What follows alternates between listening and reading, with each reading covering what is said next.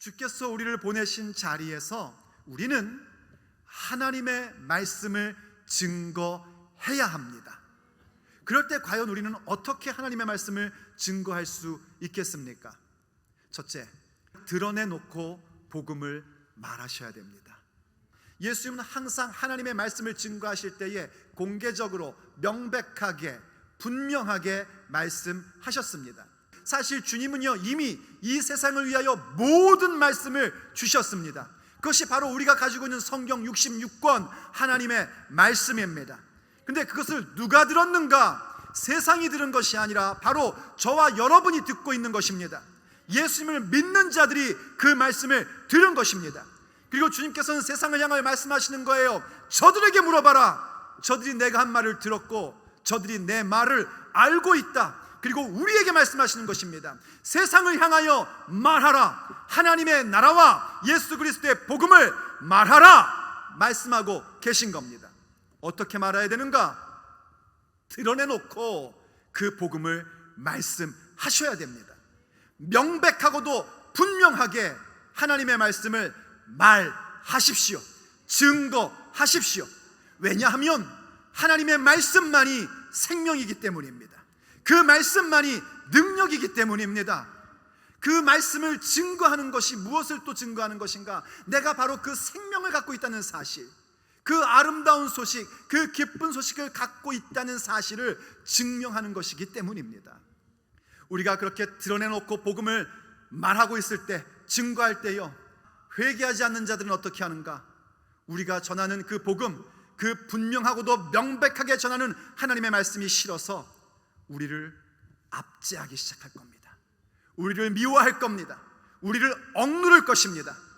그러므로 두 번째, 주님의 말씀을 증거하는 자가 되려면은요, 억압적 환경에서도 대범하셔야 됩니다. 예수님 결박당하셨습니다.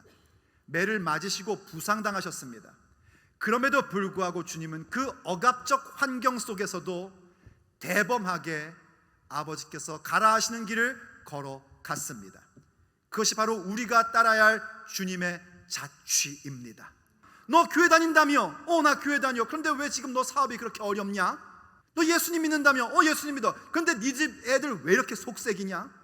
너 예수님 하나님 전능하신 분이라며? 그분은 전능하신 분이야. 너 근데 왜 아프냐? 그때 여러분 위축되거나 낙심하지 마십시오. 그때 우리가 할 말은 이것입니다. 이것 외에는 너도 나와 같이 되기를 원한다. 왠지 아십니까? 우리가 만나고 있는 모든 어려움과 걱정과 근심과 그 모든 것들은요, 하나님의 손에 있기 때문입니다. 주께서 원하시면 지금 당장도 낫게 하실 수 있습니다. 주께서 만지시면 지금 당장도 모든 것이 회복될 수 있습니다. 그러나 지금 내가 결박당하고 있는 것은 주께서 뭔가 일하시고자 하는 것이 있기에 결박시켜 놓으신 것이기에, 내가 비록 결박당했다 할지라도 세상을 향하여 담대하게 말해야 됩니다. 이 결박당한 것 외에는 내가 전하는 예수 그리스도의 말씀을 듣는 너희들 모두가 나와 같이 되기를 원한다. 우리는 알고 있기 때문입니다. 우리의 모든 주님을 따르는 그 길의 결론이 영원한 영광임을 알기 때문인 것입니다.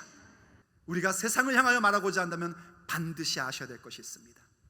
성령의 능력을 의지하셔야 합니다.